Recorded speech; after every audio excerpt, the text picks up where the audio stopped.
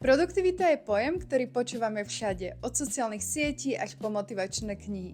Každý hľadá nástroj, ktorý mu pomôže byť viac efektívny, robiť viac vecí za kratší čas a pritom nebyť vyčerpaný. Rozhodla som sa teda vyskúšať rôzne triky a nástroje sama na sebe a zistiť, čo naozaj funguje a čo zas nie. Plánovanie dňa dopredu. Toto by mal byť najviac jednoduchý, ale zároveň najviac efektívny spôsob.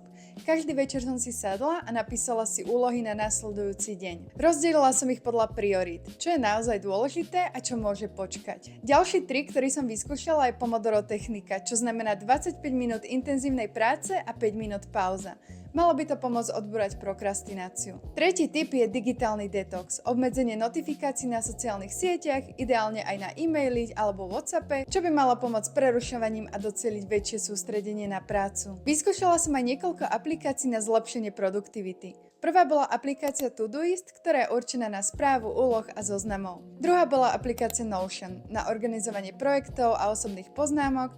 Môžete si tam určovať deadliny, dôležitosti projektov, odklikávať si, ktoré sú v procese alebo už dokončené. Jedným z trikov na produktivitu by malo byť vstávanie o 5 ráno, no to som už vedela dopredu, že to nie je nič pre mňa, pretože počas dňa už by som nemala energiu na prácu. No a čo mi teda fungovalo najlepšie? Plánovanie dňa dopredu. Napísať si niekoľko hlavných úloh, ktoré musím následujúci deň splniť, no zas to nepreháňať, aby som nemala pocit, že sa len naháňam za splnením 1000 cieľov. A tiež u mňa veľmi fungoval digitálny detox. Vypnúť všetky upozornenia a naozaj sa sústrediť len na prácu.